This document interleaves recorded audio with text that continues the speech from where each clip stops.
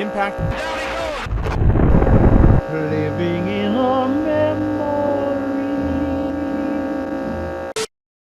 Hey, everybody, welcome in. And we are here with one of my favorites, maybe my favorite, actually.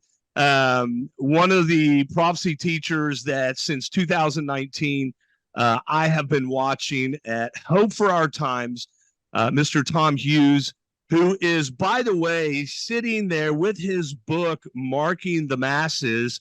This is not a commercial for that, but I will tell you this, that my wife and I got our copy, and we have been reading it, and it is a phenomenal book. I am like, Tom, not just because you're here, I'm just going to pretend you're not sitting there for a moment. And yeah, the book is really good. Guys, if you have not seen this book or read about it, you need to get online and get it. It's actually a very, very good book. So I would suggest you go get that.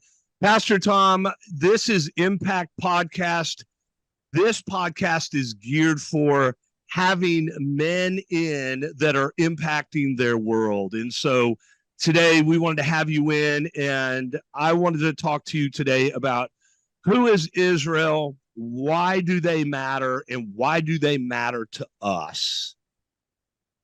Thank you for being here. That was great. It's great being here, Jeff. Wonderful to see you. And yeah, in fact, we met in Israel. Yeah. You and I did. Yes, we did. I remember the first words I spoke to you were you're at the city of David, and I said, hey, you need to lift more weights. yeah, actually you did. Yes, you did. I remember that. Yeah. But no, Israel, if we understand the Bible, then Israel makes a whole lot of sense. Even what we see going on today. And I'll say this, the direction of things, and I think we're going to get into it, they're going to fulfill God's prophetic calendar. God has a calendar. He has a timeline. And that's what's happening right now. Everything, God is moving everything forward because he's determined what is going to take place. So that's why we are seeing these things happen. And all of the tragedy and all of the awfulness and all of the different people blaming everybody else, God is moving his prophetic calendar forward. Yeah. Pastor Tom, I've heard you say many times that Israel is God's time clock, but Jerusalem is what? Is the I would say it's the second hand. It's the bullseye. In fact, the Temple Mount itself would actually be the bullseye. And if you listen to the narrative that's gone out to the Islamic world for a call to arms, so to speak, to rise up against Israel and against the Jews, they've taken the position that, hey, the Jews are going to build their temple on the Temple Mount. We can't allow that to happen because we have the Al-Aqsa Mosque there, and this is really what's going on. So we have to defend the Al-Aqsa Mosque, this holy place, what many claim in the Islamic world to be the third holiest site in Islam. And so that's been their rally cry, which is very interesting because in Zechariah chapter 12, the Bible says that Jerusalem will become a stumbling stone to the entire world. And that's really what is happening right now. So they're using Jerusalem and the Temple Mount as the rally cry to eliminate the Jews from the planet. And that's really the goal, is it not?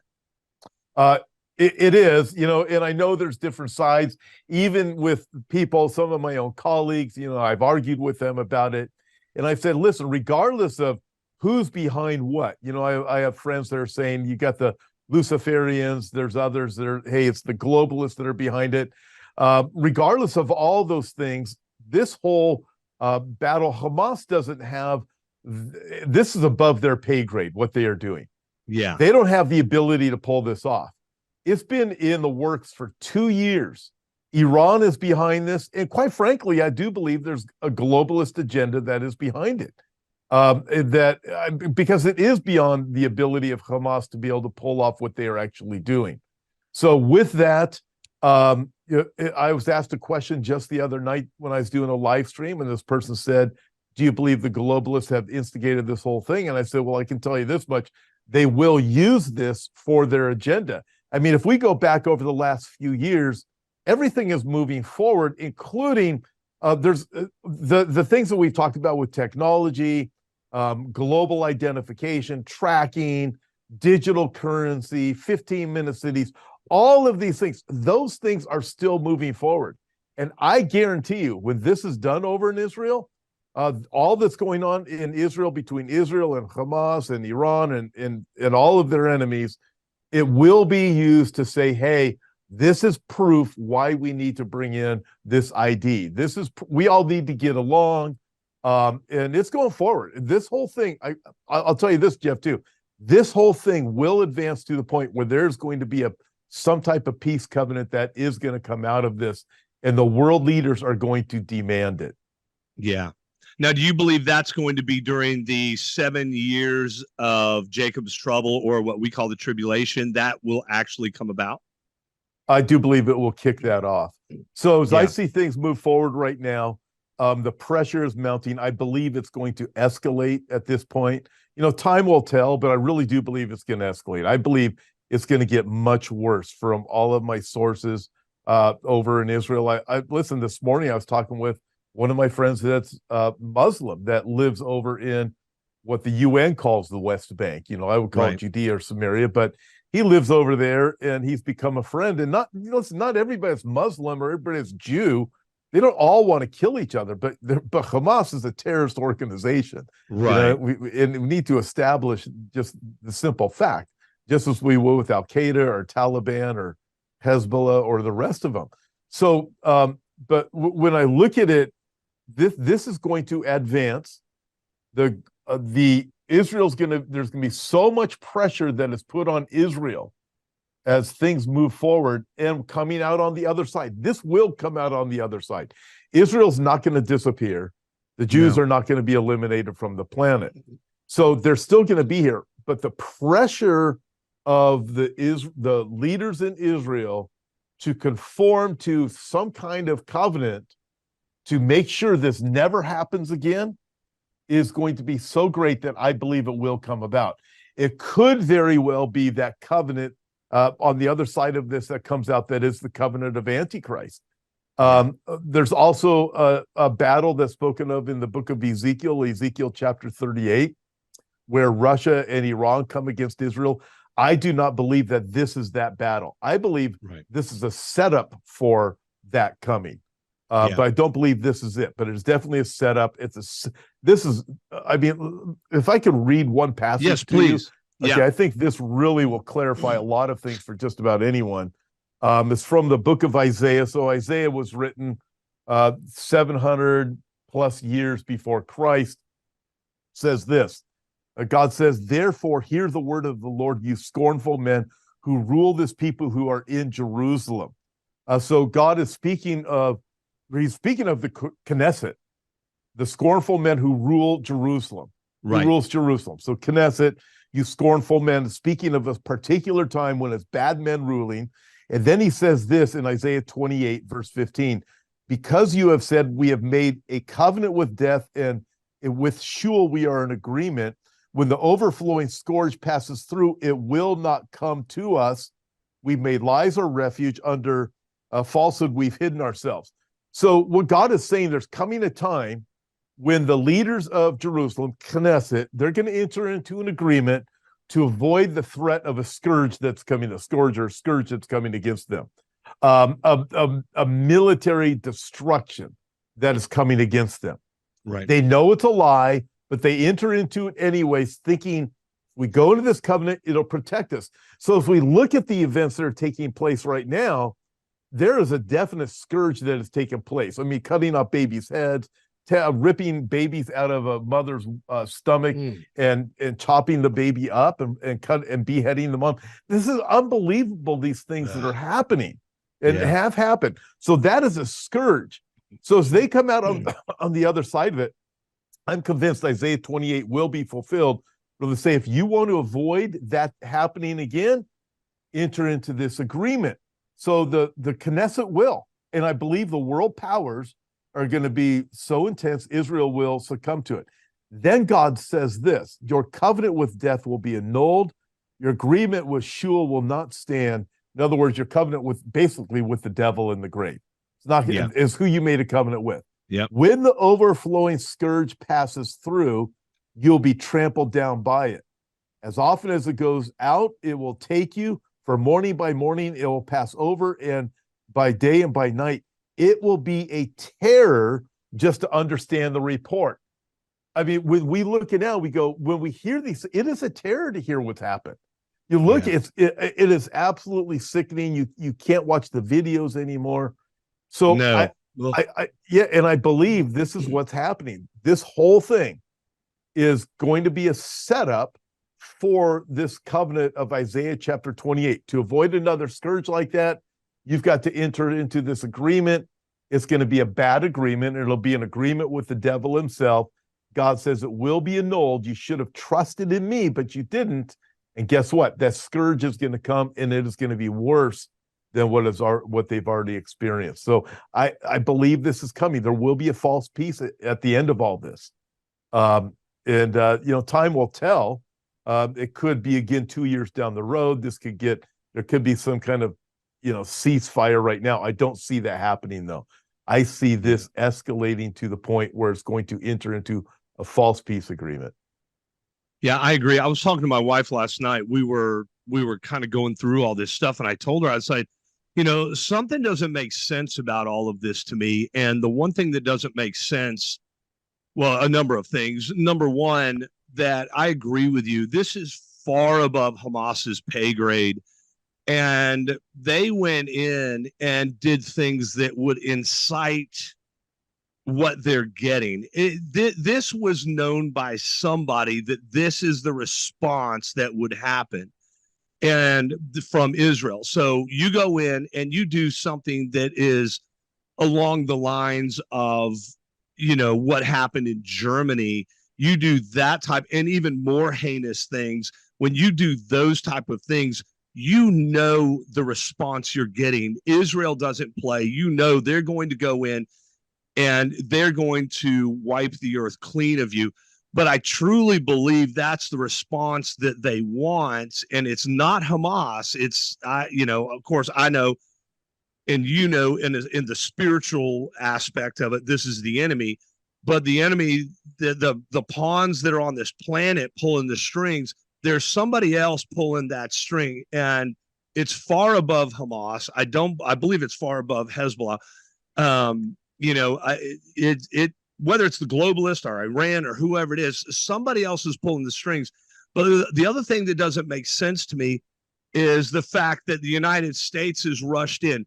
What is your opinion on this situation that all of a sudden the Democrats, we've got, President Biden, everybody talking all of this stuff about, we support. We've got people in Europe and everything else, we support.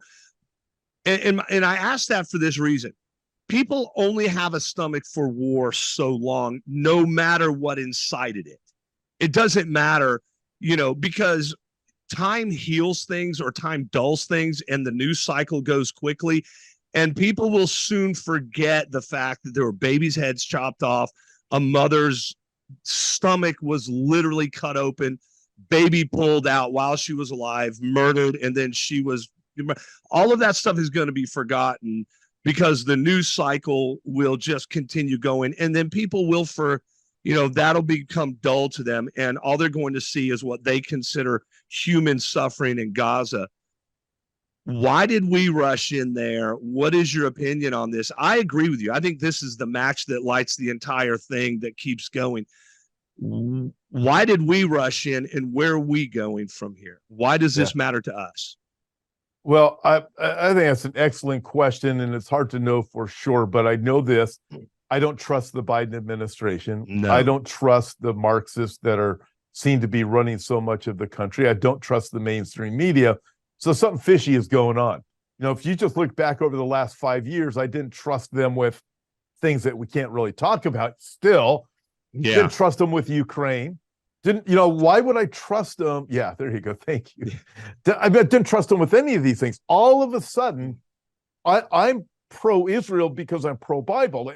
And understand, doesn't mean, as I mentioned, I have Muslim friends over there.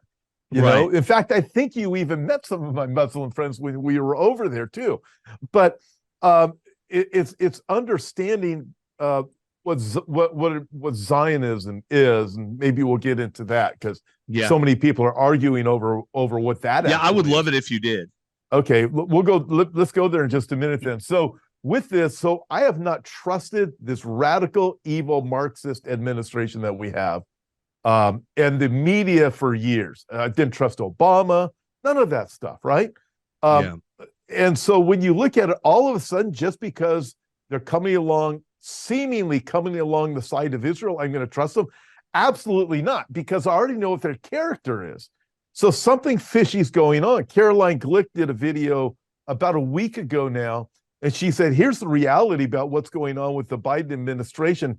And Anthony Blinken, by the way, he's Jewish. So are there Jewish traitors? Yes, there are. In fact, in Daniel chapter 11, the Bible makes it clear. You have those who are of the covenant that are of the Lord, and there's those who have forsaken the covenant. Who's that speaking of? Jewish believers and Jewish people who have forsaken God, and they are actually traitors, and they line themselves with Antichrist. That's Daniel chapter 11. So we understand that dynamic. So with that, she says, you got Blinken and Biden over there. They're saying, hey, you need to give aid to Israel. You need to make sure there's aid that is given to the Palestinians. She said it rightly, because Israel needs ammunition. All of their ammunition is supplied by the U.S. Well, if we're going to give you ammunition, then you're going to have to give aid to the Palestinians. Everybody knows that's willing to admit the truth. That doesn't go to the Palestinian people. It goes to Hamas. Hamas runs everything. They're going to keep it for themselves and their own families. They shoot rockets into they go straight up and come straight down on schools and on houses. They don't care about their own people. They're the ones who are blocking the way of escape for the civilians, and yet Israel is blamed for it. Egypt doesn't even want to provide a way for the Palestinians to come in because Egypt knows ultimately it's a problem for them too. So you look at this and you go, what's really happening here is Israel's hands are definitely tied by the United States. The United States is making it where you can't go in. And also, if we think about it, for the United States, for Israel to go in now, it's been what, 2 weeks? Yeah. The longer Hamas, it is not, Israel had to go in right away. But since the waiting game has been played, Hamas has been able to position themselves, get ready, set booby traps, do all of these different things. Now it's just like, hey, Israel coming in, doing a ground war, they're like they're just going to be picked off, which I've heard has already been happening as of just today. So, you're looking at that going, okay, what's the U.S. really doing? And then they send over the two carrier groups, which they're threatening Iran, saying don't get involved. But ultimately, I can see this going to the place where the U.S. might just come to the rescue, so to speak, of Israel, and then at the end of it say, now you owe us. Either way, I guarantee you, the U.S. involvement in this is to strong-arm Israel to a place of submission. You're going to give a two-state solution. You're going to enter into an agreement. You're going to do what we tell you to do. Because right now, Israel is in a very, very bad position between Gaza, between the U.S., all the rhetoric out there, the narrative out there is Biden loves Israel. I'm not buying any of it because 2 days, the day before the invasion, the Biden administration gave the PA $175 million. Where does that go to? It goes to Hamas. The Biden administration has been anti-Israel since they've been in existence. So why are they suddenly pro-Israel? They're not. And Obama, we know how much he hated Israel. I remember when Netanyahu went and visited Congress was probably 10 years ago. And the feeling I got from Obama was, I'm going to pay you back one day. And then, you look at the whole agreement with Iran on the nukes. You look at all of this stuff going, all right, there's something and someone behind this. And personally, I wouldn't be surprised if it was certain U.S. involvement planning with Iran to start this whole thing. But ultimately, though, what we are seeing is a just slaughter of the Jewish people and the threatened annihilation of the nation of Israel. Pastor Tom, during the time of the tribulation, you know, we saw that the destruction of 6 million Jews during World War II. Now we saw October 7th, we saw,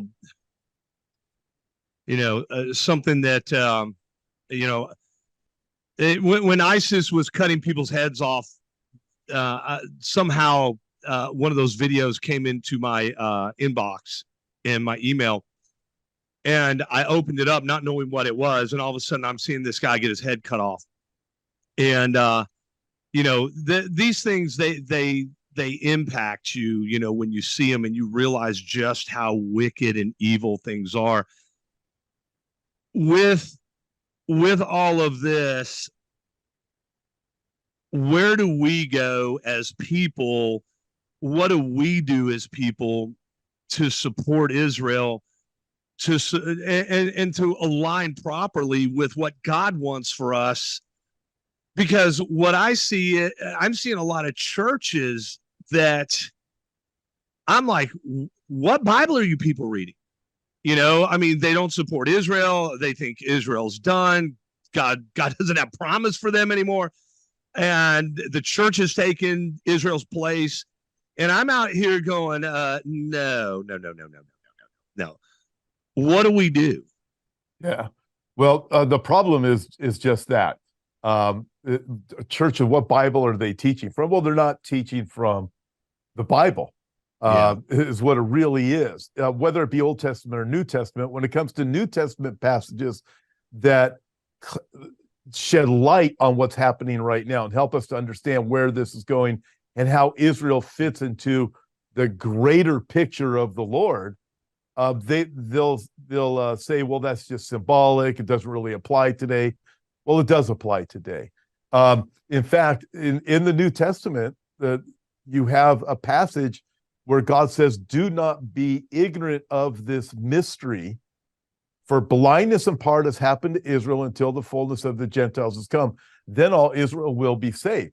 And God says, don't be ignorant of it. Don't think yourself wiser than what the Bible says. Yeah. But that's what people are doing. So you have pastors. One of them, one of the most well-known pastors in the country, is out in your state. And he said several years ago, you have to unhitch yourself from the Old Testament. Yeah. Hey, you can call it Andy Stanley. Trust me, brother. Andy Stanley, unhitch. So and then at the same time, I don't want to get into the whole thing, but so unhitch yourself from the Old Testament. This is the thought of the majority of churches in the Western world, mainly in America. It's really affected America. And then the passages that do apply to the second coming of Christ, you've got to learn to ignore those things and realize they aren't actually factual. But you have, with an understanding of the Bible, we understand that God made a covenant with Abraham, Isaac, and Jacob. He tells us in Genesis chapter 12, 13, 14, 15, 16, 17, it's an everlasting covenant. And also in the book of Deuteronomy, we find out God doesn't bring Israel back into the land, nor did he make this covenant because they are better than everybody else or more righteous or smarter. It was none of those reasons why. God had to choose a people. He chose a people for the land.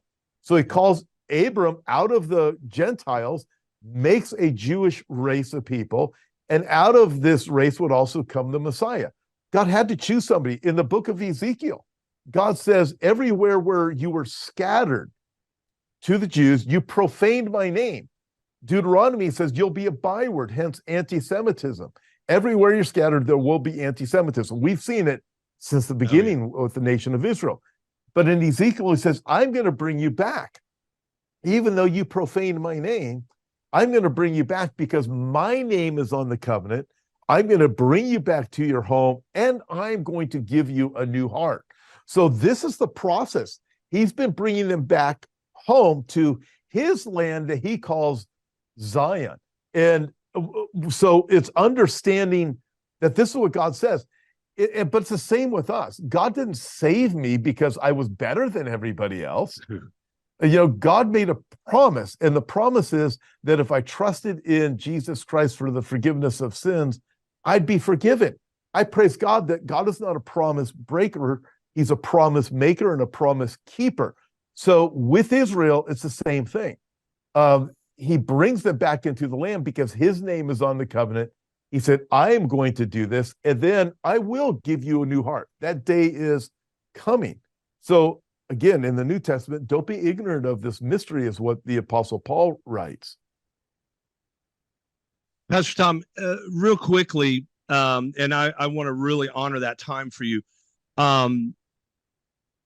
If the match is lit, so to speak, this is the way I kind of look at Bible prophecy real quickly. Things are happening so fast, and yet it's like when you were in school. Do you remember when you were in school and you're sitting there in high school, you're in the 9th grade, and you look up at the clock, you're in the first period, and you're like, oh my gosh, this is taking forever. Then, you're like, I've got a whole year to go. And then, all of a sudden you're into the summer and you're going into your 10th grade year, and you're going through that whole long process again of class after class after class. And before you know, you're out. You're graduating, you're in college, and you're doing the same. So it's happening so fast, and yet it seems like it's taking forever at the same time. Yeah. So yeah, with this, if the match has been lit, and I do not believe in setting dates. All these guys out here setting dates, I think are severely mistaken. I think it's a serious lack of biblical understanding, or you just want to do it, I guess. But if that's the case, man, we got to be close. I mean, we got to be really close. I mean, this thing can't go forever. We're already seeing Russia and Turkey and Iran, which is the main three that are going to come against Israel in Gog of Magog war. Turkey is now, in the last 2 days, really coming out against Israel. Russia is really chattering the same way. We know they participated in training Hamas. And we also have Iran doing their thing. We've got to be getting really, really close now to the end of this thing, right? I would certainly think so. So, excuse me, the way the Bible describes the events of the last days is that they happen faster and faster, the closer you get to that time.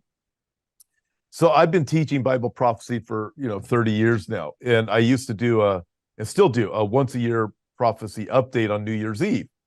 Well, if I go back 20 years, over the course of 1 year, I'd probably find 5 stories. I'd save them up all year. I'd be able to use them New Year's Eve. Now it's like every day, all day long, and that's not an exaggeration. Yeah. The events really are signs, and most of them are not pleasant in and of themselves. What's happening now in Israel, everything you mentioned with Russia, Turkey, Iran, you start looking at digital currency, global tracking ID, all of these things are not in and of themselves pleasant, but what they point to is, guess what? Jesus is coming back. He's going to fix all this stuff. I get so ticked off when I hear about children that are abducted and these sex trafficking and things like that. Jesus is going to take care of that. When it comes to, what's the island guy, Jeffrey Epstein and his girlfriend? Yeah. Listen, what about all the perverts who are spending the money and going out there and raping the kids? Jesus is going to fix all that. I praise God for that. So that's what the signs point to. Him coming back. Yep. He's going to deal with that no matter how many of the liars and perverts get away with all these wicked things. So, but they will happen faster and faster, right? So all these signs. In fact, in Revelation chapter 1, the Bible says, John, the apostle who's writing it, says, let me show you, the angel says, let me show you things which must shortly take place. That word shortly, we get our English word tachometer from it. The Greek word is tachos. And the idea is the closer you get to the end, the more it revs up like your tachometer, your RPM on your motor. Exactly. And that's what's happening. So now it's constant. It is nonstop. By this afternoon, by tonight, there's going to be more. Tomorrow, there's going to be more. Faster and faster and faster and faster. Everything is revving up to the point where I mean, for me, it's so obvious. It's like once you see what's happening, you can't unsee it.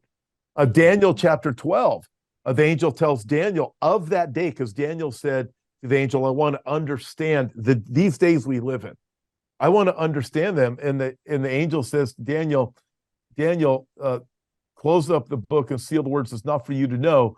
But in that day, the wicked will see it and they won't understand, but the wise will see it and they will understand. The thought is that everybody in the world is going to know something's going down. It is big. It ain't normal anymore.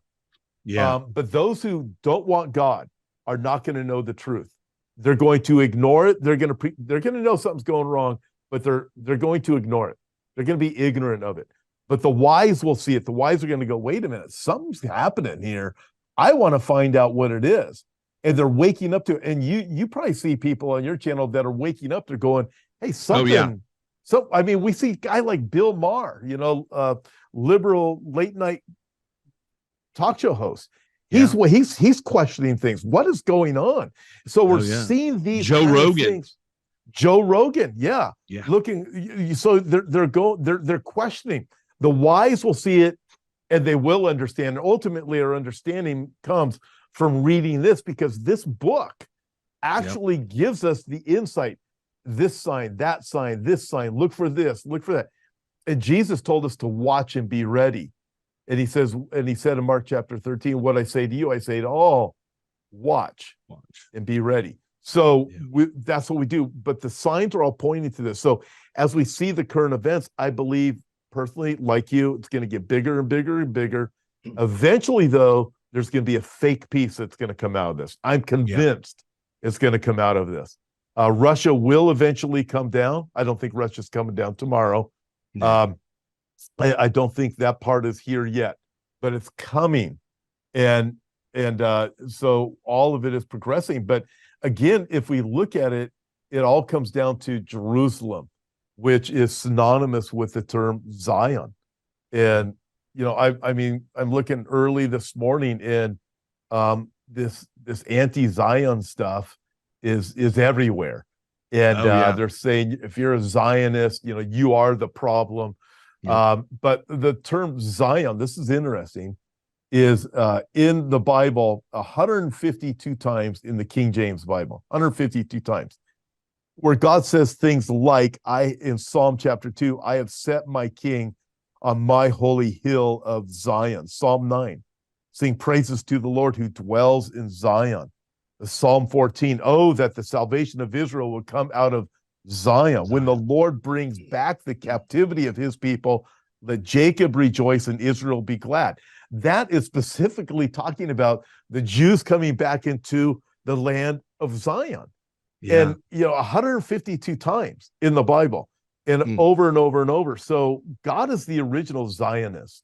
And when I hear people say, you're a Zionist, you're an evil person, I'm thinking, man, that's a problem. And I hear it from people at the church all the time, because they don't know, as you mentioned earlier, they don't know the Bible.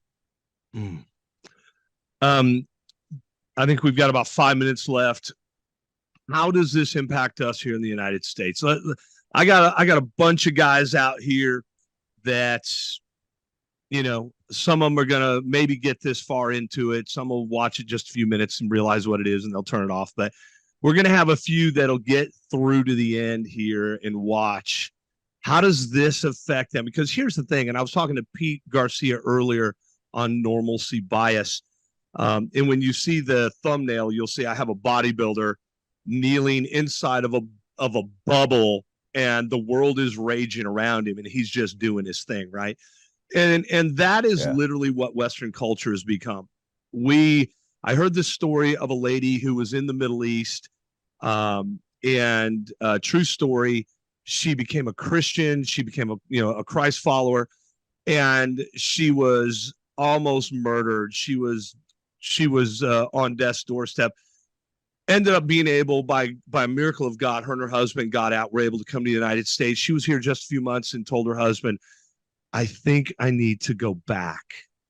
And he was shocked. This true story. He was like, what are you talking about? They tried to kill you because you're a Christ follower now. She said, but I feel like I'm being put to sleep here. There's no faith. There's no path. She felt like she was starting to be lulled to sleep in her faith. What does this mean for us in Western culture who get up, we go to work, we ignore the news? These are just things that are happening over here. How does this affect us in the last couple of minutes? And what should our response be? Yeah, well, we are in a bubble, and we have been lulled to sleep. Christianity in America is very shallow. It's not tested. It's probably more difficult to be a genuine Christian in America than it is in other parts of the world, simply because a genuine Christian in America, it's hard to see what it really is. So when you see things like what we're watching happen right now, some people would say their bubble's being burst. I don't think it is yet. No, I think it's going to get worse. I'll tell you when you're going to see genuine Christianity happen is we have borders that are wide open, and I have no doubt. In fact, I did a midweek update on this today, as a matter of fact.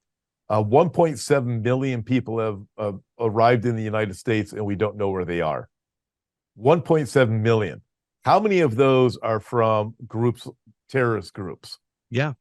How many people were able to smuggle across some kind of nuclear device?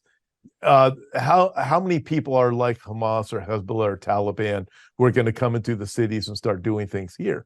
I mean, when you start looking at the reality of it, I don't think America has been in this protection place. We've been in a bubble for 200 and some odd years, and we are asleep. I think the church in America is asleep at best. It seems quite dead. Lukewarm might be a word to describe it. We're more interested in making sure that the music is appealing to us. We're entertained when we're at church.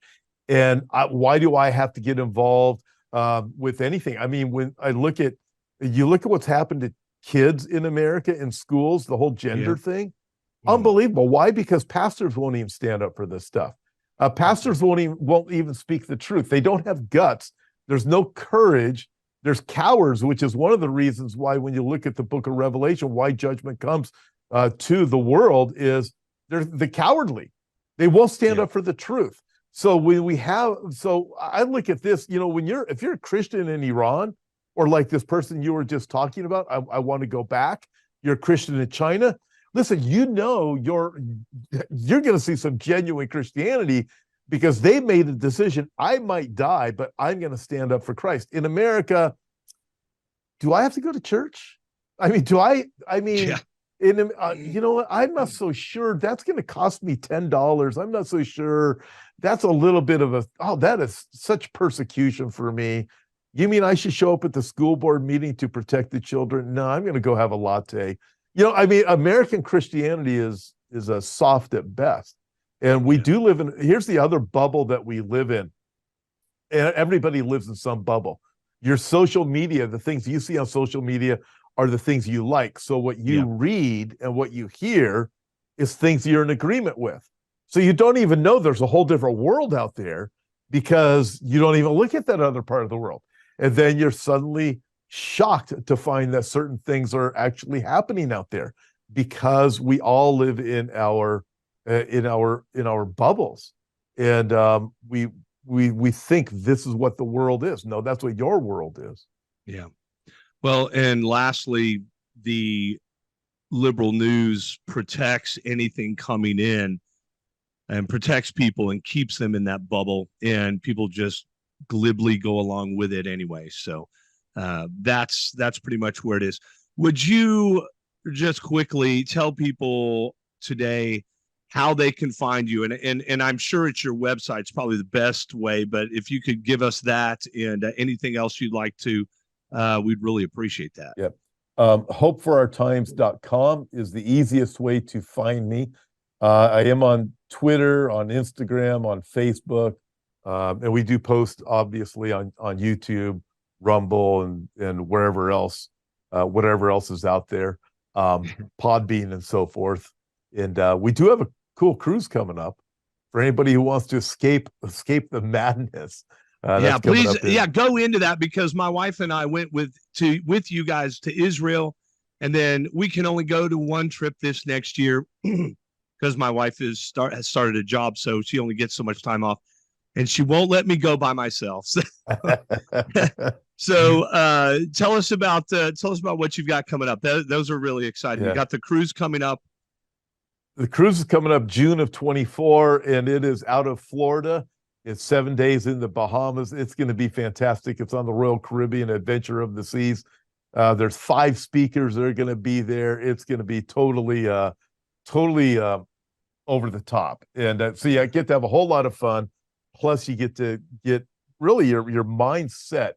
You get to talk to the speakers too and find out things from them. It's going to be really, really cool. Some of the best speakers on the planet, I would even say. And if you end up going on that one, Jeff, I'll even give you the microphone. It'll be a blast. We'll have a lot of fun. And the other one is called the Footsteps of Paul cruise. It's over in the Mediterranean and the Aegean Seas. And we're going to visit like Turkey, Santorini, Athens, Corinth, then an extension to Rome and Pompeii. So it's whichever one you end up on, Jeff. We're planning to go on that one for sure. They're both going to be great. And anybody get info at hopeforourtimes.com. They can find things here. But so whichever one you're on, Jeff, it'll be the best. Yeah, that's right. Well, Pastor Tom, I am going to keep my word and not keep you any longer. But thank you so much for being in here, giving up your time. This group of men, they need to be reached with the gospel. And guys, if you are watching this and you've made it this far, understand that doesn't matter how big you are, doesn't matter how strong you are, doesn't matter how big or whatever contest you may win in the future, without Jesus, you're nothing. And my mom used to point her little finger at me and say, Jeff, what does it matter if you win the Mr. Universe and you lose your own soul? Finally heeded that. Thank God I got saved, and I have no regrets. So, Pastor Tom, thank you again for coming in. And we obviously look forward to having you in sometime in the future, and that cruise as well. So God bless you. Have a great day. Thanks for having me, Jeff. All right. Thank you.